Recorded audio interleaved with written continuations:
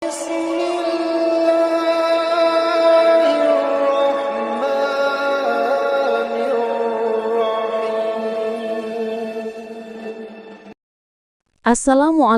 warahmatullahi wabarakatuh. Sahabat muslim yang dirahmati Allah, marilah kita menyimak kajian ilmu penuh hikmah bersama Kiai Haji Mukhlason Rosyid dari Mojokerto, atau yang lebih dikenal dengan Gus Son. Selamat mendengarkan. Assalamualaikum warahmatullahi wabarakatuh. Waalaikumsalam. Syukron kasiron, syukron jajilan.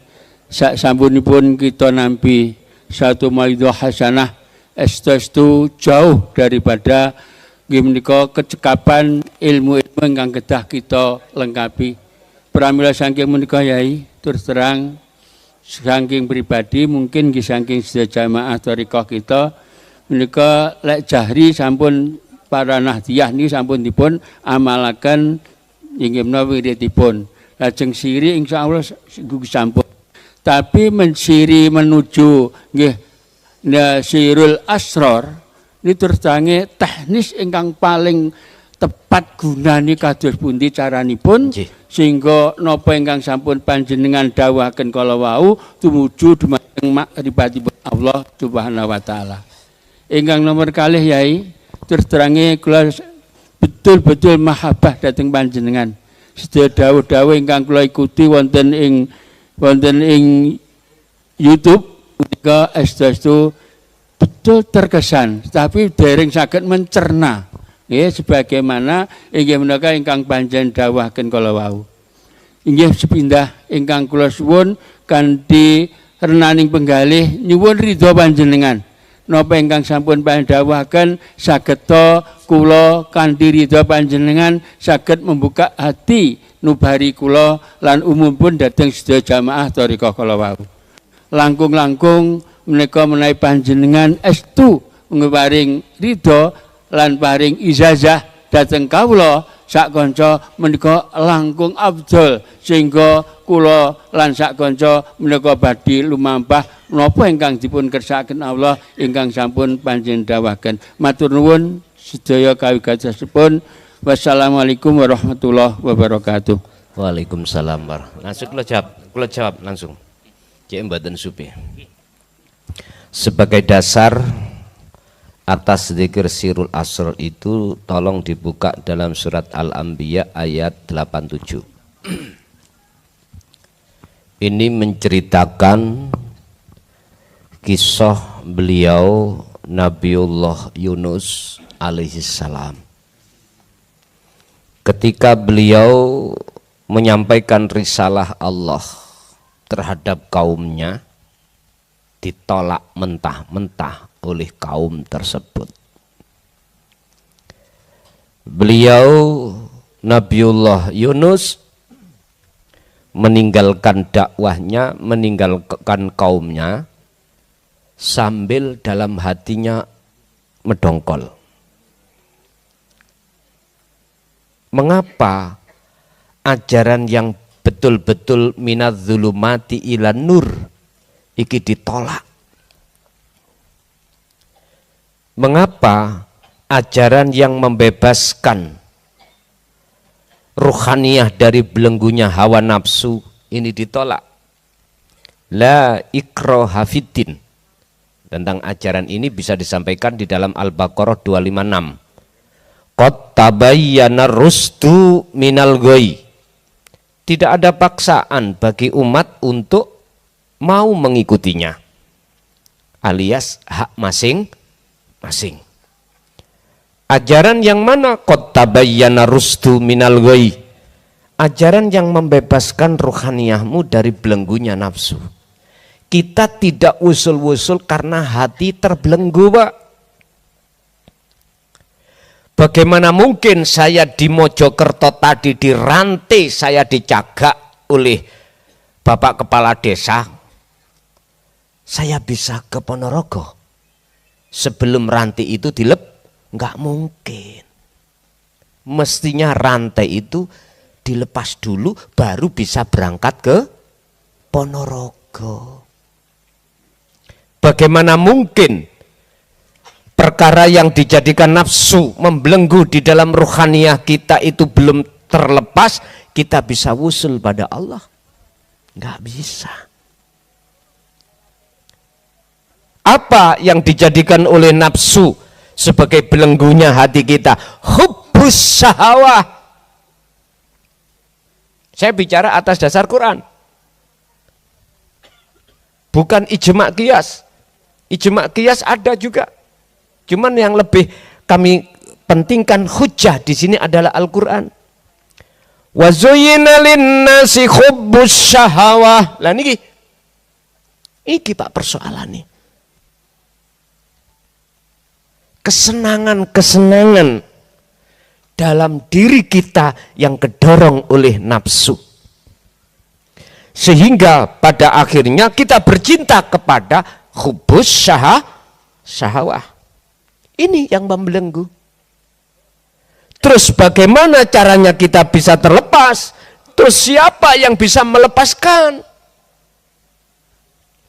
Pak, tadi kita kan bicara kalau kita wayang. Lah gitu toh? Sebetulnya nafsu itu di mata Allah enggak salah.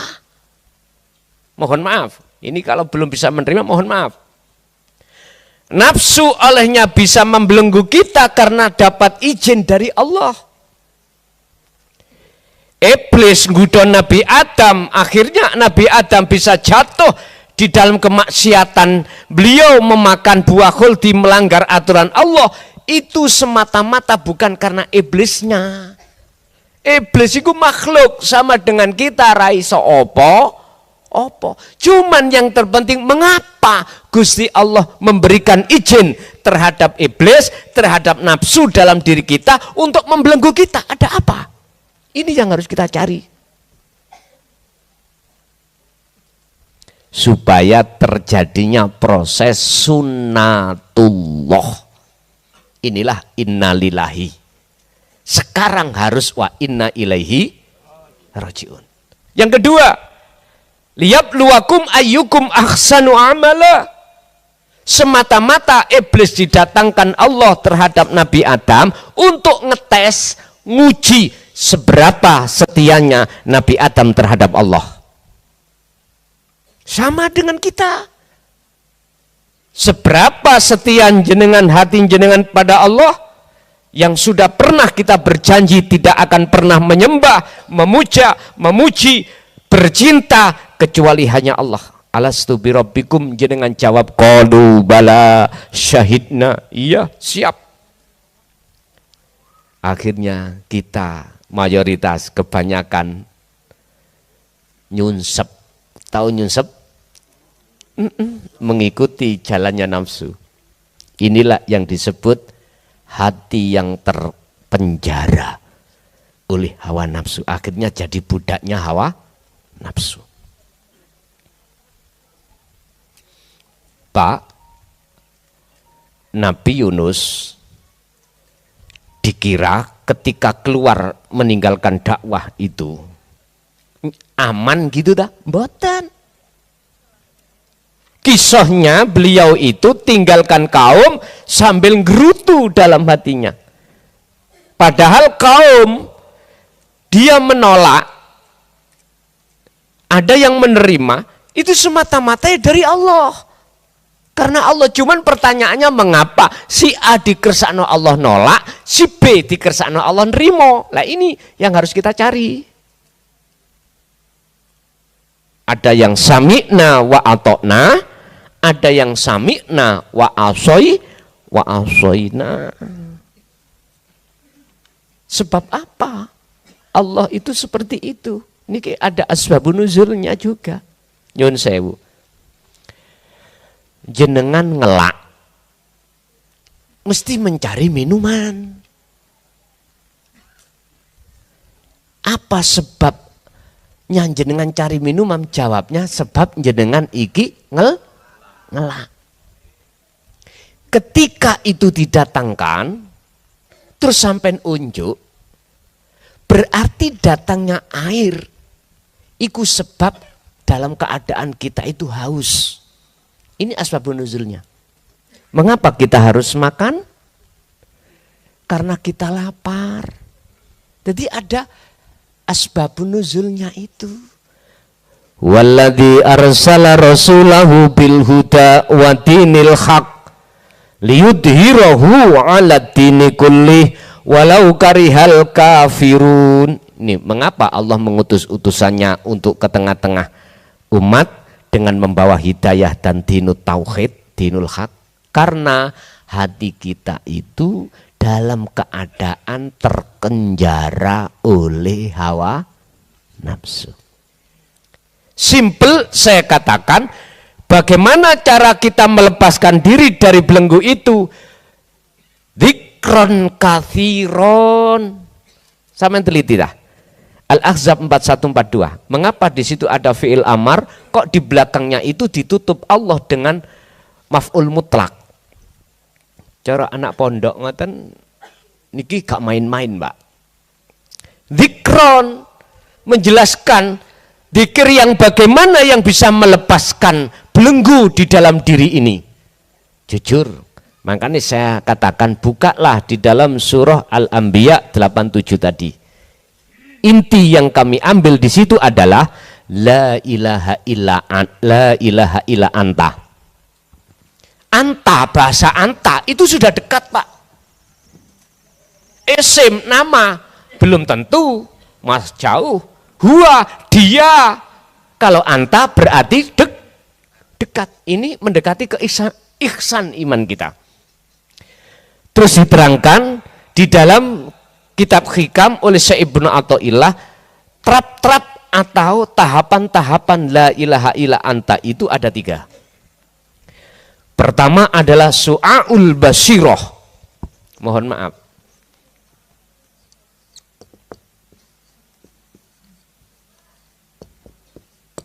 Kedua ainul basiroh. Ketiga hakul basiroh. Bahasa Jawa, hati jenengan itu wajib hukumnya mengasah rasa. Rasa itu iman. Niki cara praktek ngeten. Disebut sirul asrar. Di dalam rahasia itu ada rahasia lagi yang lebih dalam. Ilmu sejati ning jero ati kono sing sebutane teleng. Disebut telenge ati. Niki cara bahasa thariqah kula. Bisa Anda sampai ke teleng lewat wukuf kolbi. Piye carane praktek wukuf kolbi? Piye carane? Bon. Yon sewu. Su'aul basiroh, dalam hati jenengan iku ada iman yang benar, imanul haq yang disebut ihsan, Pak. Iman yang sudah tidak lagi selain Allah dalam hal apapun. Apapun tanpa kecuali. Contoh, jenengan sholat. Hati sampean iku harus merasakan kehadiran Allah hidup dalam diri jenengan. Itulah yang menggerakkan Anda. Itulah yang disebut al-hayyu wa huwa wujudullah. Wong Jawa ngarani ngger ya kuwi sesebutane urip kang sejati. Nah, urip kang sejati. Kuwi nek wis menemukan urip kang sejati, kau akan ketemu sejatine urip. Loh niki mboten main-main Pak iku, Pak. Lu estu sampean kudu duweni pangrasa, artine kudu ngrasakne kehadiran Allah wujudnya yaitu hidup dalam diri jenengan. Hanya karena hidup itulah Anda ini seakan-akan bisa berdiri sendiri, padahal Anda berdiri karena ada yang mendirikan. Ini prosesnya di dalam su'aul basiroh. Enggak boleh jenengan itu ngaku-ngaku bisa berdiri sendiri. Enggak boleh. Makanya dikatakan tauhidnya anta itu berarti Allah sudah terasa dekat. Fa'ilam takun taro, apabila kau tidak bisa melihat wujudnya Allah, nanti di ainul basiroh.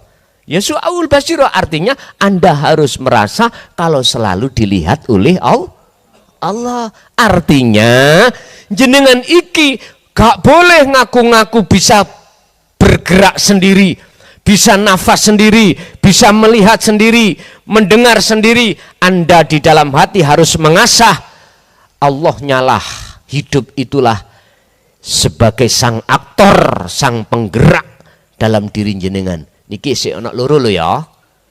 Ada yang digerakkan, ada yang menggerakkan. Ini prosesnya, Pak. Di dalam cara mempraktekkan bagaimana? Gini. Mbah sampean kali kula dulu pernah dawuh ngeten. Dengan bahasa Jawa, "Le, kuwi kudu isok topo ning papan rame, ya kudu topo ning papan sepi." Niku jawabannya ternyata ada di surah Al-Insan 2526.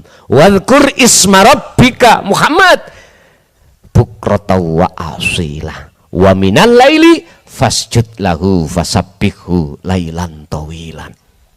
Niki artinya apa, Pak? Ketika saat jasad sampan kali kula berinteraksi dengan urusan dunia, jasad loh niki, alias jenengan kali kula repot, jasad iki gembul bojo, anak, penggawean, apapun, hati sampean jangan pernah gembul makhluki.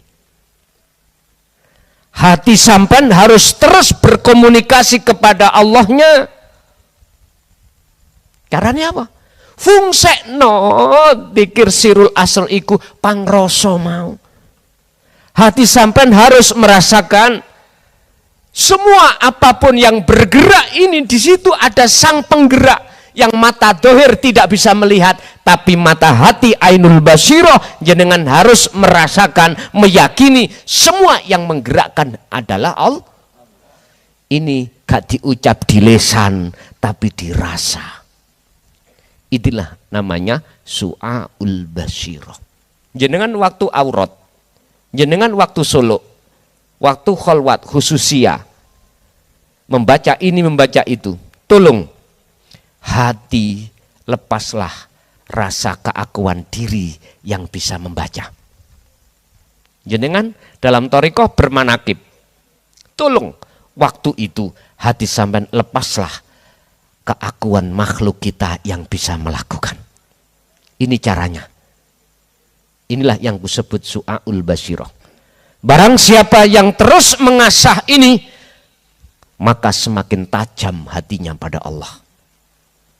Otomatis inilah yang Allah maksud, yuhibbukumullah wa yaghfir lakum dzunubakum.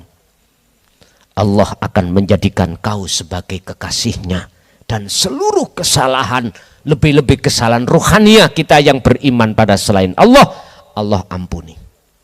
Quran, Pak, niki bukan koran, tapi Quran. Urusan percaya gak percaya terserah jenengan. Sama dengan filosof, ada air netes ke batu. Berhubung air itu netes terus, lama-lama batunya itu bolong, lobang.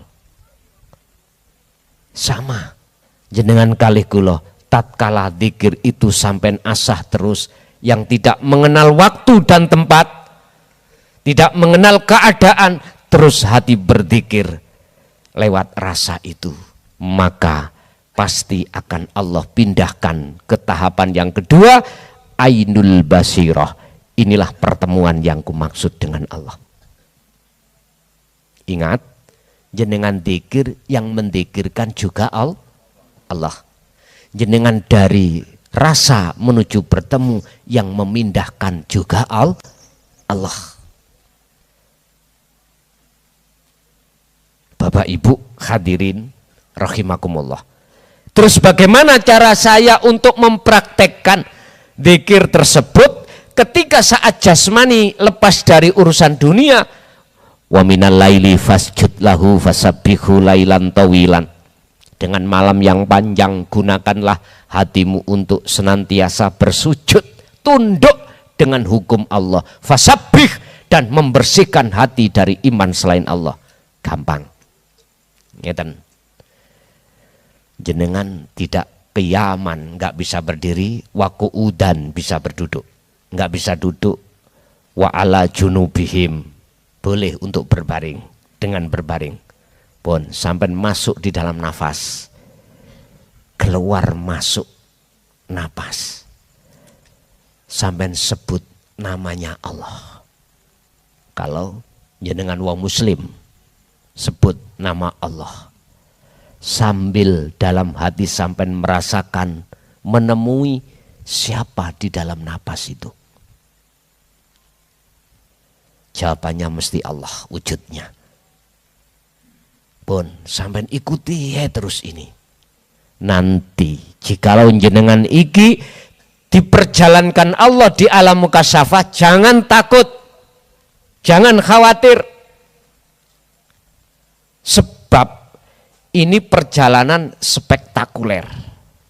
Kadang-kadang jenengan ngalami ruhaniyah itu keluar.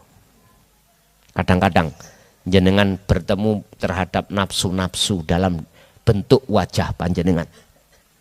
Semuanya ini makhluk. Makhluk. Bahkan kalau boleh saya katakan, di alam mukasyafah ini tempat gaibnya makhluk. Apakah ditemukan malaikat? Ini semua makhluk. Apakah jenengan ditemukan para nabi dan rasul? Semua makhluk. Tujuan sampean untuk bertemu Allah di maqam musyahadah. Jadi jangan pernah jenengan mengambil kesimpulan ketika saat dimasukkan Allah di alam mukasyafah, dibukakan pintu kasyaf, jenengan sudah mengatakan saya sudah wusul. Belum, Pak. Belum. Walaupun jenengan iku di dalam alam mukasyafah penuh dengan karomah, jenengan iku tahu isi hati seseorang, tahu apa yang terjadi, itu masih makhluk. Bahkan nyun sewu, jenengan dijak Allah jalan-jalan, diperjalankan ke surga, melihat keadaan neraka, itu pun masih makhluk. Tujuan sampean solo wusul bertemu Allah, likok datang Allah. Tondo kalau itu wusul nanti di musyahadah, jenengan sesuai dengan proses sampai dzikir sirul asrar. Nanti kalau sudah ainul basyirah, bertemu Allah, dikatakan makrifat, otomatis hakul basyirah, menyatakan di dalam diri sampean tidak ada yang lain kecuali Allah. Apakah kalau dikatakan makrifat itu saya melihat wujudnya Allah itu saya makhluk? Bukan. Nyun sewu, sangkan paraning dumadi itu di situ. Dikatakan makrifat bertemu Allah, apakah mungkin kita sebagai makhluk yang tidak punya sifat wujud, sifat kita adalah adam, tidak wujud, bisa melihat yang wujud? Gak mungkin. Yang bisa melihat sing wujud, ya sing wujud sendiri. Berarti yang melihat Allah wujudnya ya Allah sendiri. Itu terjadi setelah dalam hati sampean telah kefanaan perkara selain Allah, termasuk diri jenengan sebagai makhluk nanti akan hancur. Faktulu anfusakum, bunuhlah keakuanmu sebagai makhluk. Niki proses qadariyah menuju napa? Jabariyah. Jenengan kalau masih ada di qadariyah, mboten saged memahami di qadariyah, mesti protes. Mesti protes. Artinya gini, Pak. Dikatakan makrifat Allah, bukan perkara ini makhluk bisa melihat wujudnya Allah. Mboten. Makhluk ini fana pun. Fana. Nggak percaya? Buka sejarah beliau Nabiullah Musa alaihissalam di dalam surat Toha ayat 11 sampai ayat 14. Bagaimana kondisi Nabi Musa ketika menginginkan melihat wajahnya Allah? Semaput toh, gunungnya hancur, Itu artinya makhluk siapapun tidak bisa melihat wujudnya Allah. Karena sifatnya makhluk itu adalah Adam. Tidak ada, apa mungkin perkara yang tidak ada itu bisa melihat yang ada? Nggak mungkin. Yang bisa melihat yang ada adalah yang ada itu sendiri. Berarti inilah yang ku maksud. Nyun sewu. Nafi itsbat. Fananya selain Allah dan tetapnya hanya Allah. Wis nek wis oke tak jamin gendeng kamen.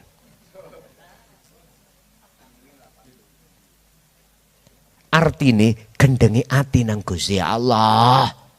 Nek tadinya kan gendenge awak dhewe nang ngene dunya to, saiki mboten gati. Ada yang mengatakan majedub, jadab kelakuane. Di situ kekasih Allah ini kok ada dua golongan, Pak. Ada yang khos, ada yang khawasul khawas. Kekasih Allah itu ada nabi, ada rasul. Nek rasul mesti nabi. Kalau nabi belum tentu. Artinya gini. Kalau ditaruh khos, jenengan ini nggak bisa. Orang lain itu memahami. Nggak bisa. Baik hati maupun akal tentang urusan selain Allah, Allah tarik. Makanya disebut orang jadab. Iki khos, berarti untuk diri sendiri. Kalau khawasul khawas tidak. Cuman hati yang ditarik Allah tentang selain Allah dibersihkan Allah, akal ini masih fungsi. Akhirnya muncullah sifat tablek. Coro sholat wis gak ngawur. Maghrib 3 rakaat ya 3 rakaat. Tapi bagi orang majedub, Jaba jerone akal ambek hati iku wis ditarik Allah tentang urusan dunia, maghrib isok ping 10 rakaat iki. Dilalaikan semuanya. Loh, kita nggak bisa milih, Pak. Cukup bagi kita hanya terus menerus berzikir. Jadi dzikir sampan iku sirul asrar, bila mana mudahnya muncul sirul asrar, didorong dengan dzikir sir, mengapa itu ditinggalkan? Terus dzikir sir itu lakukan, tapi jangan pernah kau tinggalkan sirul asrornya. Jikalau kau jenengan iki pingin tahu detak jantung sampai mengucap Allah, alam kabeh semuanya bertahmid membaca Allah. Wis 40 dino 40 wengi kondo bojomu, Dek, aku wis gak kepingin ngomong ambek awakmu. Nah, aku wis gak kepingin ngomong ambek awakmu. Kerja tak tinggal, aku tak mlebu kamar kholwat 40 dino 40 wengi. Hati sampeyan iki terus setiap nafas keluar metu berzikir sir dan sirul asar, tak jamin gendeng. Inilah proses. Bukan gendeng ngami-ngami niku lho, mboten lho ya. Jadabe ati sampean iku datang Allah luwih gede daripada jadabe ati datang dunia. Niki nek purun. Nek purun. Wis kembali kepada alam kasaf tadi. Saya dihadapkan perjalanan roh ini keluar, naik, kesap langit 7. Saya takut kalau nggak bisa kembali. Lah ngoten, mayoritas ngoten Pak. Roto ngoten niku. Eling-eling bojone sik nom, anake sik cilik-cilik. Engko nek gak iso balik ya apa? Pun eman Pak.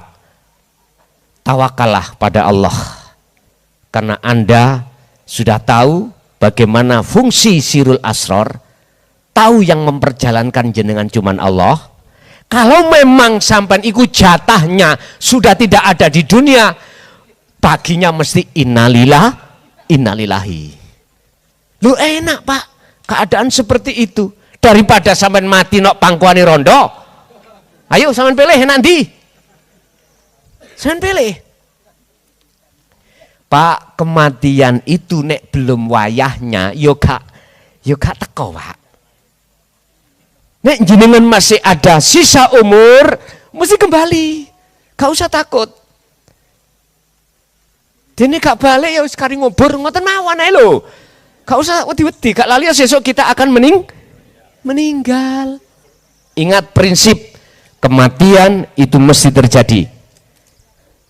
Kemarin, hari kemarin, atau hari esok, atau hari lusa, sama saja. Sing penting jenengan iki hati sudah siap menghadap kepada Allah. Orang tidak akan pernah mau untuk melakukan itu manakala dia belum ada rasa cinta pada Allah. Jadi cara untuk menumbuhkan cinta kasih pada Allah lewat zikir itu tersebut. Itulah yang disebut sebagai kunci daripada alam musyahadah. Pun ya niki. Makanya saya sering mengatakan saudara-saudara saya di Thariqah, tolong para masyayikh untuk membekali para santri-santrinya, pengikut-pengikutnya Sirul Asror, supaya ketika saat suluk beliau-beliau ini, ketika saat khususiyah beliau-beliau ini, hatinya sudah ditarik Allah di alam musyahadah. Itu loh maksud saya. Sebab mohon maaf, sebagai cambukan hati kita dalam surat Al-Isra ayat 72, tolong dibuka. Al-Isra 72. Mangkana fi hadhihi a'ma fahuwa fil akhirati a'ma wa adallus sabila. Barang siapa saat di dunia hati kita masih buta pada Allah, belum bisa bertemu, maka di akhirat pun juga begitu. Mafhum mukhalafah daripada ayat ini kebalikan adalah barang siapa saat di dunia hatinya sudah tidak buta pada Allah, terus dia meninggal, pasti dia menemukan alam terang benar. Allahu waliyul ladina amanu yukhrijuhum minadz-dzulumati ilan nur. Jelas. Masalah ijazah, izin, mulai sejak kami masuk dalam dunia YouTube ilmu ini, mohon maaf, baik yang sudah bertemu atau tidak bertemu terhadap saya, YouTube ini saya kalau nggak salah mulai 2014 kalau nggak salah ya, baru saya masuk YouTube. Siapapun panjenengan secara langsung atau tidak langsung, azastukum. Sampun Pak, mulai dulu pun tondo nek sampai ikut diizini Allah, hati sampai saged nompo. Sebab apa materi yang disampaikan tentang ilmu tasawuf di situ tidak semua orang mau bisa menerima. Sebab intinya di situ adalah mengajak hati seseorang untuk meninggalkan secara ruhaniyah selain Tuhan, selain yang Maha Esa, selain Allah. Bukan jasmaninya. Kalau jasmaninya tetap kerja yo kerja, silakan. Lah sing mlebu kamar 40 dino, sampean sing objektif, sing arif. Apa arif sampean? 1 bulan rumah tangga jenengan butuh uang berapa? Untuk belanja 3 juta. Sampean kasih, mohon maaf, 10 juta. Ini dek untuk kebutuhan. Ojo ditinggal terus keadaan gak ada. Jangan Pak. Itu namanya syariat sampean gak tanggung jawab. Butuh pinten 40 dino sampean iki untuk anak biaya ini. Cukup Pak 10 juta Pak. Wis, dengan cara apa sampean iki memberikan? Enggak punya uang. Ada sepeda, jual. Ada aset, jual. Sekarang lebih penting mana? Menghadap pada Allah atau kita terus bekasih mesra dengan selain Allah? Buka di dalam surat Al-Qasas ayat 77. Al-Qasas 77. Wabtaghi fima ataqallah darul akhirah. Allah menempatkan hubungan langsung, mikir urusan datang Allah nomor 1. Darul akhirah itu. Wala tansa nasibaka minad dunya. Bagiamu dunia ya jangan kau tinggalkan. Ini ditaruh Allah nomor 2. Artinya bangunlah ruhaniyahmu terlebih dulu kepada Tuhanmu. Di sela-sela kamu tidak meninggalkan bangun jasmaniamu. Qala dawuh sapa WR Supratman, bangunlah jiwanya, bangunlah badannya. Ini kurang genah ya mbau. Wabtagi do golek ana sira kabeh fima ing dalem apa atakallah ataka kang nganugrahake nekakake ka ing sira sapa Allahu Gusti Allah. Mana berupa mana yang Allah datangna darul akhirah. Ya inilah Pak, hubungan langsung roh dengan Allah. Itulah tali langsung hati sampai datang Allah sirul asar. Titik. Bon. Lanjut.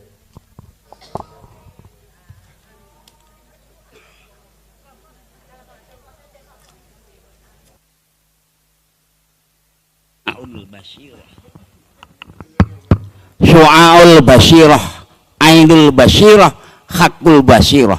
Untuk pertanyaan selanjutnya dari ayah. Oh ya ya oke.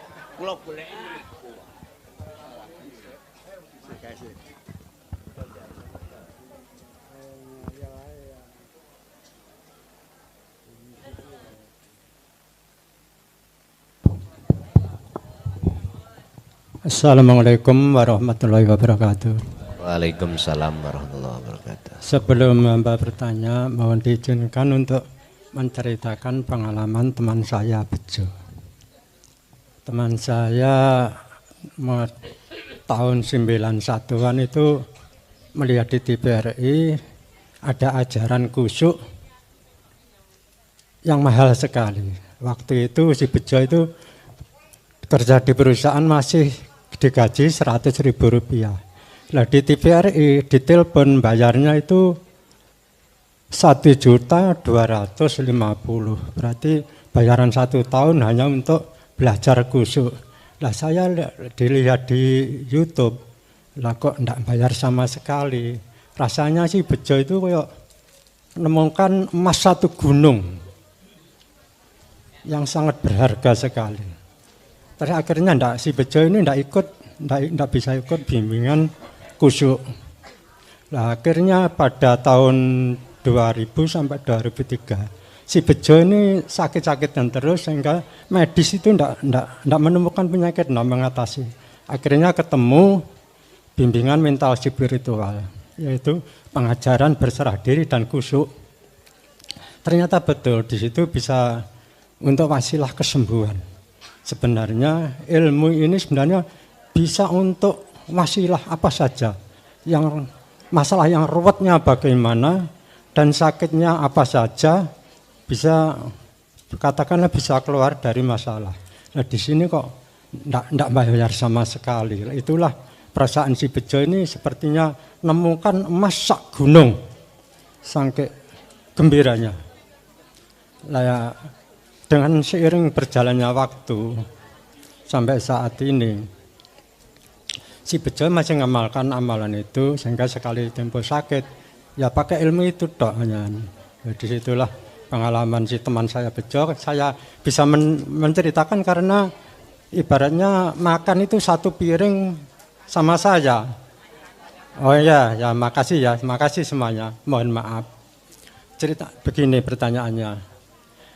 Setelah saudara-saudara saya ajak melihat YouTube di channel Jaya Baru. Itu saya ajak melihat, setelah melihat itu saya tanyai, apakah mudeng yang diterangkan sama Ustadz ini. Waktu Ustadz itu tangannya hawi-hawi begini, inilah ya Allah. Ya. Karena ada ayat kum anfusakum ahlikum naro, akhirnya saya berniatan untuk menjelaskan, kalau boleh, apakah boleh menjelaskan tata cara berserah diri dan meditasi untuk mencapai alam musyahadah, dan menjelaskan ini loh Allah yang diterangkan Ustadz tadi, apakah boleh? Kalau boleh insya Allah diteruskan, kalau enggak ya enggak apa-apa. Itu satu. Yang kedua, saya pernah bertanya sama guru yang belum dijawab. Seandainya di WA belum dijawab, seandainya pertanyaan ini tidak sopan atau enggak kurang ajar, enggak, yang kedua ini enggak perlu dijawab.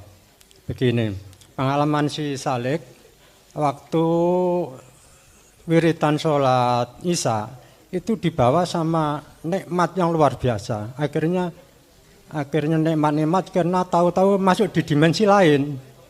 Di dimensi itu luas sekali, tidak ada apa-apa, tidak ada buah-buahan, tidak ada sungai-sungai. Lah itu apa dikatakan kira-kira yang di alam yang musyahadah itu? Kalau itu, dan itu tidak sengaja. Salik ini tidak sengaja masuk ke situ lah, dimasukkan. Apakah menurut pengalaman guru itu bisa masuk ke situ? Kalau seandainya masuk, bisa masuk dengan sengaja. Bagaimana caranya? Sampai di situ pertanyaan saya. Terima kasih dan mohon maaf semuanya, terutama kepada tuan rumah karena saya hadir di sini tidak diundang. Lah teman-teman mayoritas itu diundang. Mohon maaf yang sebenarnya. Akhirnya kata assalamualaikum warahmatullahi wabarakatuh. Waalaikumsalam warahmatullahi wabarakatuh.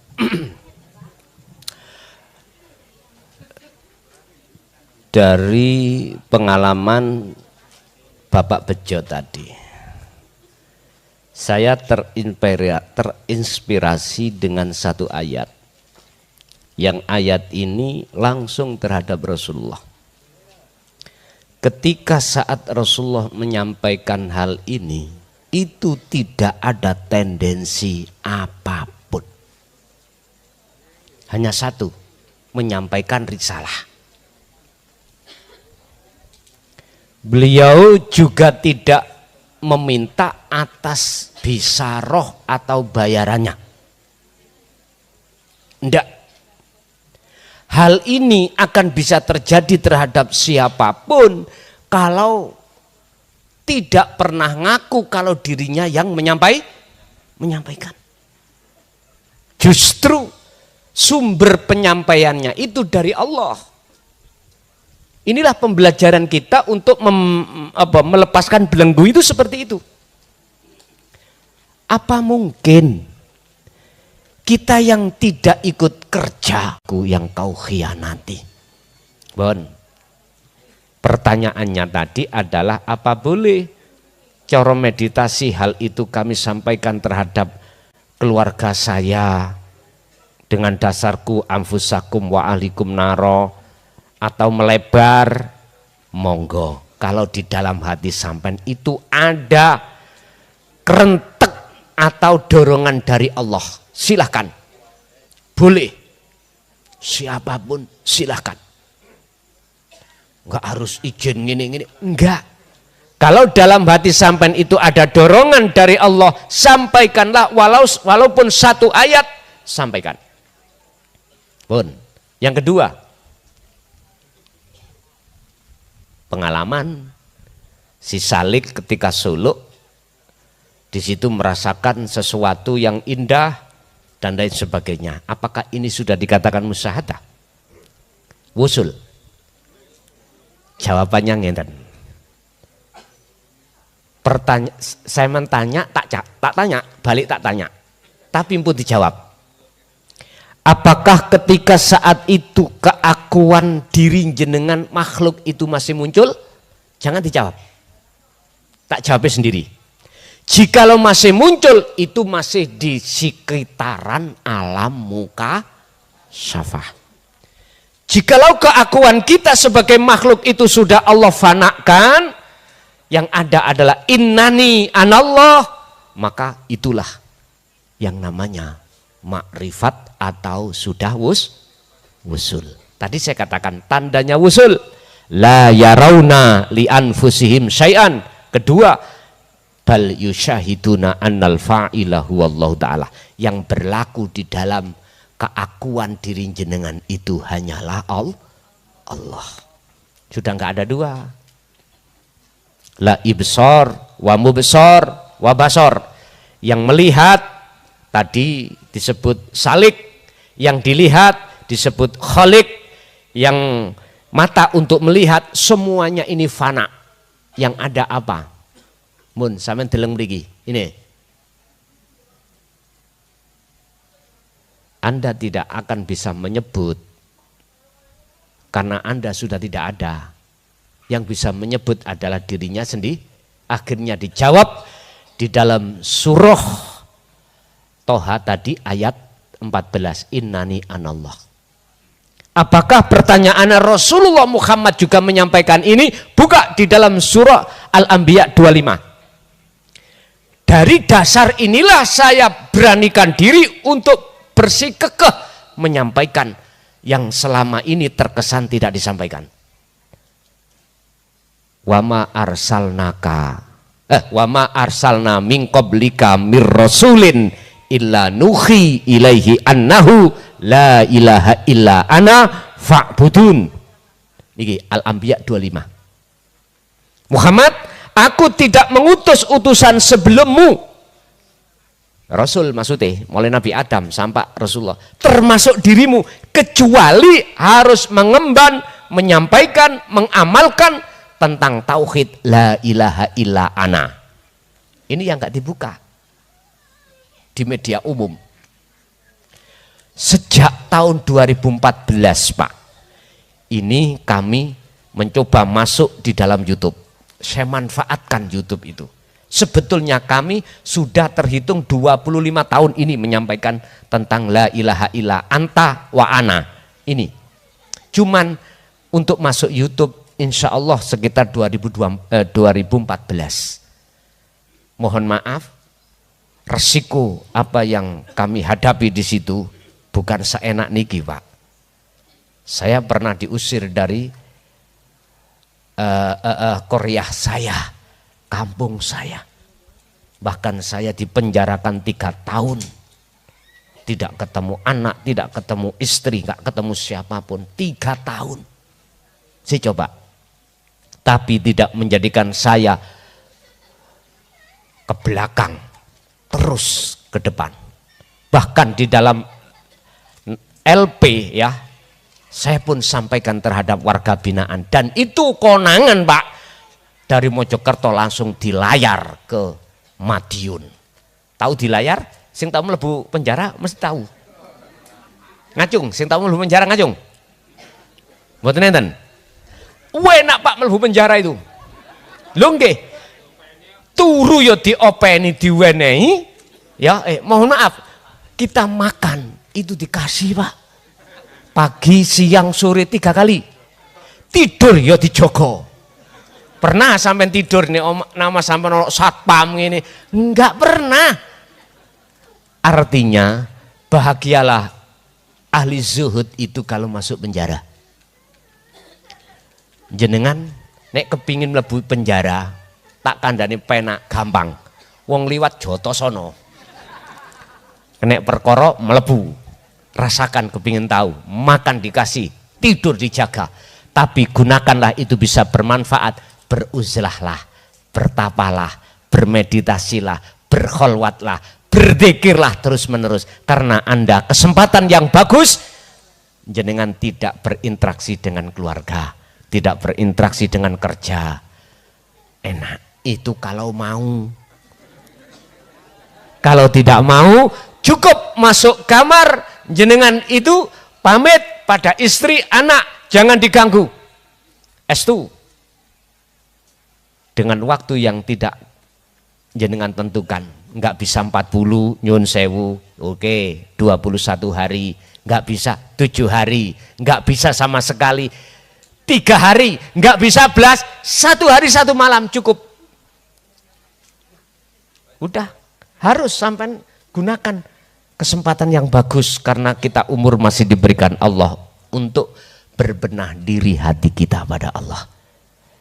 Jadi apabila keakuan sampean itu pada saat itu sudah fana, maka itu musyahadah. Jikalau tidak, berarti itu masih berputar di alam muka syafa. Walaupun surga itu makhluk, neraka makhluk, apapun ditemukan malaikat makhluk. Penuh karomah memang di dalam alam kasaf itu, Pak. Nyun sewu. Jenengan sing dereng ngalami ojo kepingin temen. Estu ojo kepingin. Cukup bagi kita ketika saat berzikir gak usah mengharap-harap buahnya, nanti akan datang sendiri. Cukup sampai jaga zikir hati sampean, itu aja sudah. Ya. Lagi. Iki masih kisaran Bapak apa Ibu? Bapak, oke. Monggo. Assalamualaikum warahmatullahi wabarakatuh. Waalaikumsalam warahmatullahi wabarakatuh. Nyuwun pangapunten Yai, kalau tidak salah di depan dipun dawuhaken ada istilah sholat daim di kalangan saudara-saudara kita di Kejawen. Nggih. Kalau tidak salah memahami, sholat daim itu adalah sholat sepanjang masa. Kalau tidak salah. Betul. Nah, akhirnya berkembang di kalangan saudara kita itu istilah sak durunge sholat, koyo wis sholat, sak bari sholat, koyo durung sholat. Pada akhirnya aplikasinya malah ora salat. Ketika ditanya, lu kok ora salat? Lah aku sak durunge sholat wis salat. Ya itu. Nah, ini yang ingin saya tanyakan. Saya tidak ingin mengatakan itu salah atau benar. Hanya saja seperti apa penjelasannya, itu sikap seperti itu kalau ditarik dari segi syariat Islam, atau apakah ini merupakan salah satu bentuk upaya untuk sirul asrar tadi, untuk menggapai kepada hakikat sekalipun harus meninggalkan syariat. Nah, ini mohon penjelasan, apakah ini bisa diterima dari segi syariat maupun hakikat dalam arti Islam. Pemahaman semacam itu maksud saya. Jadi tidak ingin salah atau benar, tidak. Terima kasih. Assalamualaikum warahmatullahi wabarakatuh. Waalaikumsalam warahmatullahi wabarakatuh. Tentang sholat daim mungkin bisa dilihat dalam Al-Quran surah Al-Baqarah 238. 238. Di situ Allah memberikan sinyal. Tergantung kita paham atau enggak di situ. Gini, Pak. Hafidhu alas sholawati was sholatil wusta. Jagalah sholat 5 waktu. As-sholawah iki jamak. Berarti maksudnya adalah sholat yang dilakukan oleh jasmani. Ketemunya 5 waktu. Zuhur, asar, maghrib, isya, subuh. Makanya memakai kalimah as-sholawah jamak. Sebelum as-sholawah di sini kan ada kalimah yang namanya hafidhu. Jagalah. Ini hukum syariah yang mewajibkan kita jasmani ini menjaga sholat 5 waktu. Empun mandek di situ. Di situ ada wawu ataf sebagai penyambung, nggak boleh pisah. Was-sholatil wusta. Al-wusta niku tengah. Mengapa tidak was-sholawah? Kak, kok was-sholatil wusta memakai mufrad? Mohon maaf. Tadi dikatakan sholat daim itu sepanjang masa, betul. Kalau kita bicara hitungan hari 24 jam. Ini sholat yang bagaimana ya? Pun. Itulah was-sholatil wusta. Kalau kita menengok tafsir mutasabbihah, bukan muhakamah loh. Kalau muhakamah maklum, kita buka tafsir Ibnu Katsir, tafsir Jalalain, tafsir Munir. Di situ khilafani. Ulama khilaf. Ada yang mengatakan asar, tengah-tengah. Ada yang mengatakan maghrib. Nggih, mohon maaf. Saya tidak bicara ke substansi ini. Al-wusta ini saya tarik sholat daim. Sholat yang dilakukan ruhaniyah. Ruhaniyah. Sebab kita manusia, unsur tidak hanya jasmani, tapi juga rohani. Ono wong disebut menungso, kano nyawoni iku disebut mayit. Nggih mboten? Mayit. Nyun sewu. Ini yang kita itu keterbatasan pengetahuan tentang al-wusta. Saya katakan al-wusta tengah itu ruh. Bagaimana hati? Atau coba dibuka di dalam Ihya Ulumuddin. Beliau membahas Imam Ghazali terkait al-qalbu itu bagaimana? Menukil dari satu hadis, manusia ada segumpal daging. Jikalau daging itu bagus, baguslah semuanya. Jikalau rusak, rusaklah semua. Mana yang dimaksud daging? Al-qalbu. Beliau Imam Ghazali mengatakan al-qalbu. Tapi diterjemah noning sarai al-qalbu ay ar-ruh. Wis terserah sama nyebut ya napa terserah. Bukan daging kayak dagingnya petik itu bukan. Hati yang dimaksud itu adalah ar-ruh. Inilah Pak yang harus ini wajah tu wajia.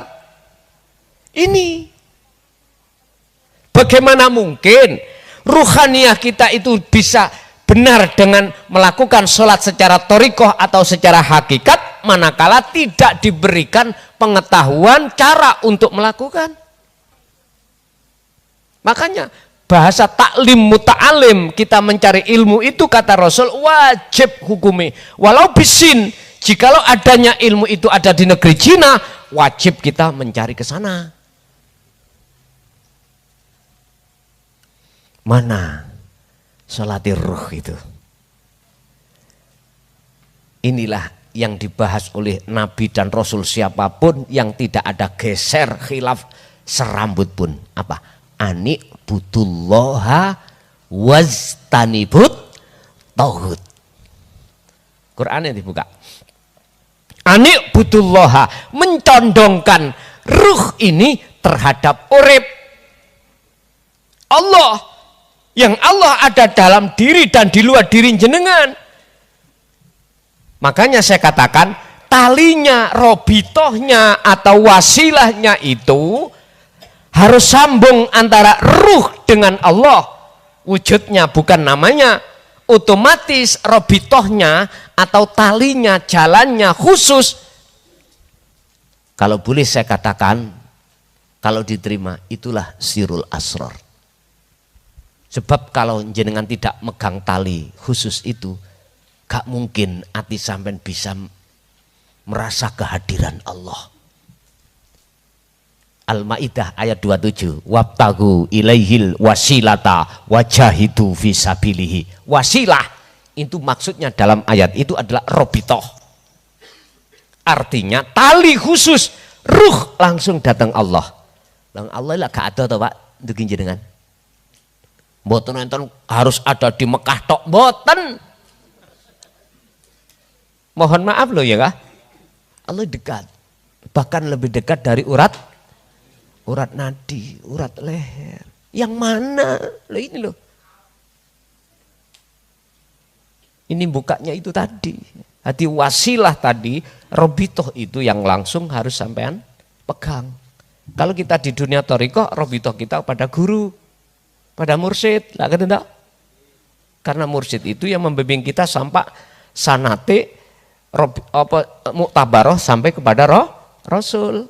Tapi kalau mboten sampai sandingi tali khusus langsung pada Allah, jenengan nyawang makhlukin kok. Akhirnya muter-muter di alam mukasafa. Tapi itu proses memangnya, proses. Makanya saya sering katakan, tolong saudaraku yang sudah berpuluh tahun di thoriqoh, bagaimana suluk jenengan iku bisa wusul. Kalau boleh saya menawarkan barang ini tanpa ada bayaran sama sekali, nek mau ya toh, laksanakan. Kalau nggak cocok namo cokro tapu ono sandal lu estu niki taruhan saya. Estu kalau nggak cocok hati sampean tidak menemukan tatmainul qulub namo cokro tapu ono sandal kula mboten bales, saya tidak nuntut. Estu Pak, hak demi Allah mboten. Justru mungkin aku lebih baik dibenci daripada dipuja. Kalau dibenci aku bisa koreksi diri. Kalau dipuja aku akan bangga. Akhirnya saya dadi bolone Kemarin kitab yang kami tulis sarah dari Kitab Hikam pasal 156. Kalau nyarai itu dari Tuban, pulang ngaji dari Tuban di mobil nyarah. Udah ketemu 156. Ternyata di situ bagaimana sikap kita ketika masyarakat memuja kita. Padahal sifat puja itu jelas milik Allah. Alhamdu utawi sekabai puja dan puji iku lillahi mung kagungane Gusti bagaimana kita biar tidak kepleset dengan tipu daya nafsu. Di syarah itu sudah kami jelaskan. Nanti bisa kami bukukan, sementara ini masih berbentuk mushaf, Pak. Berbentuk mushaf. Jadi walaupun saya berangkat ke sini di tengah jalan ya terus saya. Sing paling berat bagi saya itu Pak ya, nulis Quran lewat HP. Berat. Klunu. Masalahnya gini, ketika saat saya nulis dengan tangan saya, ini sejarah. Sudah selesai, saya bawa ke Jakarta, setelah kami taskhihkan para masyayikh, dari sisi nahwu sorofnya atau balaghah manteknya, saya bawa ke Jakarta, kemudian di Jakarta ditolak. Harus berbentuk PDF. Tahu PDF? Dari Word ke PDF. Waduh, wong kini kita itu nggak pernah nulis Arab di laptop, gih mulai klunu berat. Sekarang biar saya bawa bisa kemana-mana, naik laptop kan besar, HP nulis. Itu nanti saya simpan di laptop, nanti diubah ke PDF baru. Kami klarifikasikan kepada Menkumham secara nasional bagaimana bisa diakui secara nasional, di sana diproses. Mungkin diteliti, barulah surat izin datang. Jadi kitab pertama, edisi pertama dan kedua sudah dapat izin. Jadi untuk siapapun boleh. Ini cara penjualannya atau mentasarufkannya itu tidak sembunyi. Resmi secara negara terakui. Urusan gelem nrimo gak nrimo bukan urusan saya. Sing penting tugas saya sudah selesai. Basyirau wa nadhiron. Itu Pak. Jadi kembali kepada sholat daim tadi. Ketika ruhaniyah sampai iku membawa dzikir sirul asrar wa'tasimu bihablillahi jami'ah. Kalau bahasa di dalam surat Al-Baqarah 256 itu wa may yakfur bitaghut wa yu'min billah faqad istamsaka bil urwatil wuthqa lam fisamalah. Tetap sampai gecoki rapat kemana-mana hati sampai itu hanya merasakan kehadiran Allah. Itulah yang disebut inni wajjahtu menghadapi ruh pada Allah. Inilah yang disebut salat daim. Pertanyaannya adalah apakah cukup jenengan secara ruhaniyah saja yang salat, ya dah? Jasmaniyah tidak sholat? Ini pertanyaan yang menohok, gitu. Jawaban saya sederhana. Ikut sistem mana jenengan kalih kula niki? Wasilunkah, majdubunkah? Saya tidak akan pernah menyalahkan. Anda untuk menuju takarrub, mendekat dan bertemu Allah, itu sistemnya ada dua. Dibuka di dalam Al-Hikam. Ada yang sistem majdubun, ada yang sistem wasilun. Kalau bertanya Rasulullah pakai apa? Wasilun. Apa wasilun? Menjaga hukum syariat di tengah-tengah hukum hakikat. Atau saya balik, menjaga hukum ruhaniyah di tengah-tengah hukum jasmaniyah. Kalau majdubun, enggak, saenae dewe. Dasar apa saya tidak berani menyalahkan? Singgahe ngunu ya sapa? Pun akhirnya hati tidak hasut, Pak. Tidak mudah menyalahkan orang.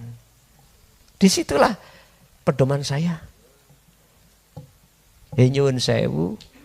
Semua orang gak mungkin, Pak, ingin awake loro, ekonomi seret, lah ngono ya. Semua pingin lancar-lancar saja.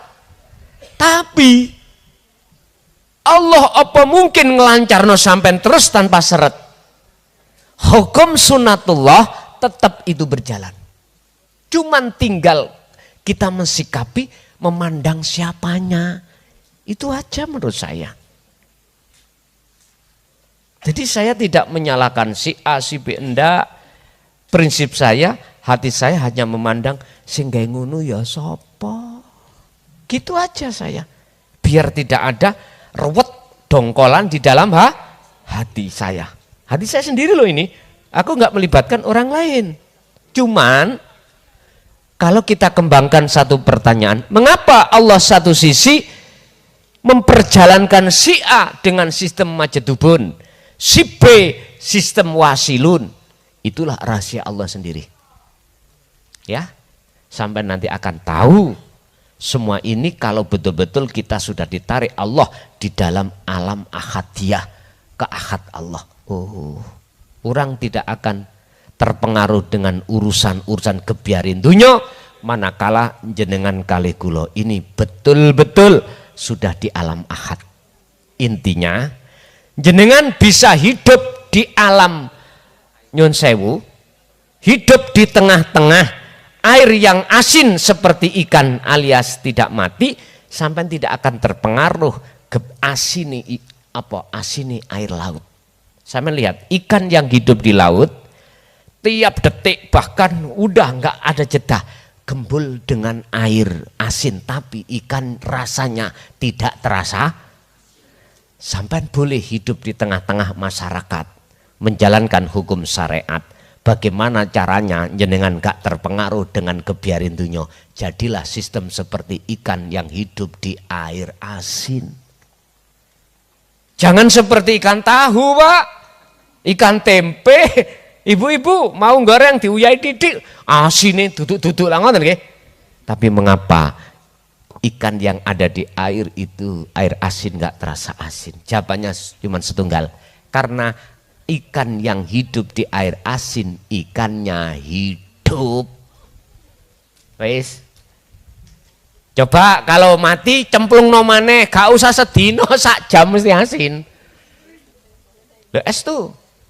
Artinya kita di tengah-tengah dunia ini, jadikanlah hatimu hati yang hidup, jangan menjadi hati yang mati. Hati yang hidup adalah hati yang senantiasa selalu menyembah Allah. Anik butullaha, arahkan, condongkan terus hatimu terhadap Allah, wastanibu tauhid, dan jauhilah selain Allah itu. Itulah salat daim. Sehingga lewat makan, lewat minum, lewat apapun aktivitas Anda, hati bisa bertemu Allah dimanapun Anda berada. Lanjut. Edisi kedua, Ibu nek gak nok ditutup. Lho ngoten lho. Oh, wonten nika.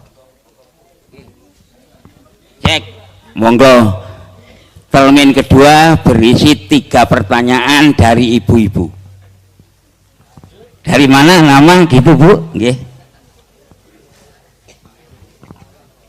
Assalamualaikum warahmatullahi wabarakatuh. Maaf ya Gus, sambil duduk suaranya serak-serak. Iya, mau tanya Gus, ini pertama bagaimana cara perang melawan hawa nafsu? Yang kedua, nafsu itu yang mana? Yang ketiga, cara memeranginya bagaimana? Yang keempat, ciri-ciri menang melawan hawa nafsu. Nggih, pun ngoten mawon Gus. Nomor 4 tadi apa? Dalam? Nomor 4 tadi apa? Nomor 4, ciri-ciri menang melawan hawa nafsu. Nggih. Nggih, ngoten mawon. Wassalamualaikum warahmatullahi wabarakatuh. Waalaikumsalam warahmatullahi wabarakatuh. Simple, padat.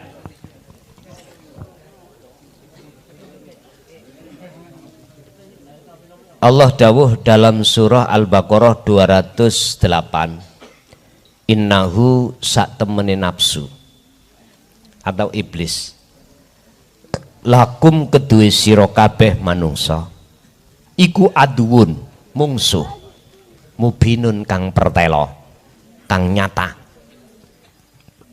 Sesungguhnya iblis atau nafsu itu adalah musuhmu yang nyata, wahai manusia. Bagaimana Anda bisa memerangi wong Anda tidak tahu nafsu? Allah jelaskan ciri-ciri nafsu di dalam surah Yusuf nafsu niku ada yang mengajak hatimu lupa pada Allah, melalaikan. Yang kedua, illa rohima rabbi, ada nafsu yang dirahmati Allah, berarti yang mengajak untuk berzikir datang Allah. Terus nafsu itu yang mana?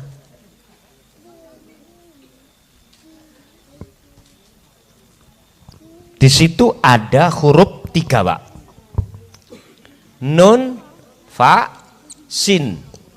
Nafsu, nafsun, nafsun, nafsan, nafsin.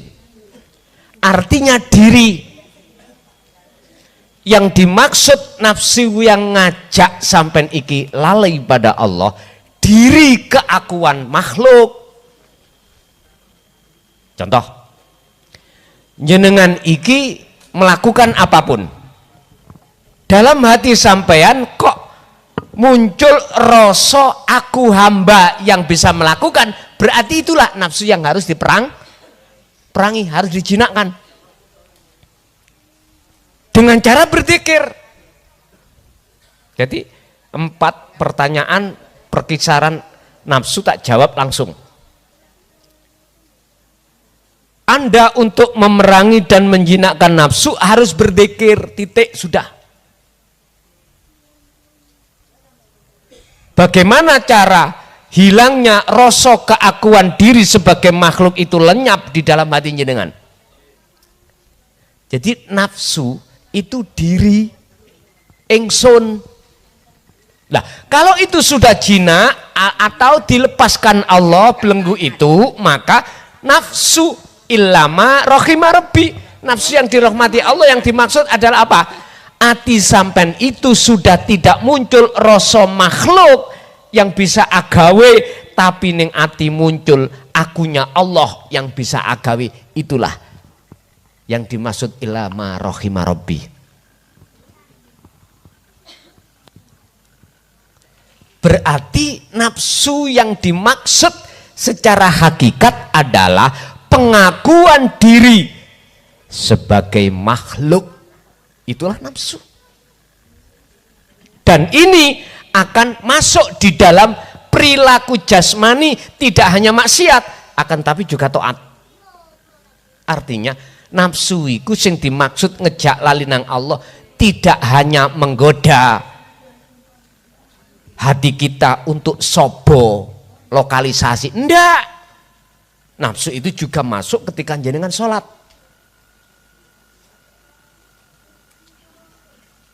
Nafsu itu ngomong ini, aku ridho awakmu lalai nang Allah, tapi aku gak ridho nek awakmu suluk nuju bertemu Allah, gak ridho nafsu itu. Aku diri wau lho, gak ridho. Letak kita diperintahkan untuk merangi atau jinakkan. Rasulullah hadis sahih mengatakan jihadul akbar, perang yang paling besar-besaran, Brontoyuda adalah merangi hawa nafsu. Jihad merangi hawa nafsu niki di tengah-tengah umat. Carane sampai tidak boleh lepas dari zikir, ini kuncinya. Terus ciri-ciri kalau jenengan ini nafsunya sudah jinak atau sudah jenengan terlepas dari belenggunya apa? Ketika jenengan ngelampai nopo mawon, aktivitas apapun, tondo-tondo kalau ciri-ciri nafsu ini sudah jinak, ati sampean rasa sing muncul itu bukan makhluk. Rasa sing muncul di dalam dada jenengan itu adalah hanya Allah. Satu-satunya. Apakah sing wujud, apakah sing berkuasa, apakah yang segala-galanya. Selain daripada itu dalam hati sampean sudah lenyap, termasuk diri jenengan. Ini Bu cirinya. Nomor 2, Ar-Ra'du ayat 28. Orang-orang yang beriman watatmainul qulub bidzikrillah, Dia olehnya bisa hatinya tenang, tentram, damai karena berzikir. Ati sampean tentrem, ayem, adem, senajano walaupun Anda ini dihadapkan Allah takdir qobdi alias gak enak, contoh awak loro, ekonomi seret, serba kekurangan, hati jenengan sudah tidak terpengaruh, tidak bisa terpengaruh, alias hati sampean selalu anteng. Oleh anteng sebab ngeco idikire. Titik. Lanjut.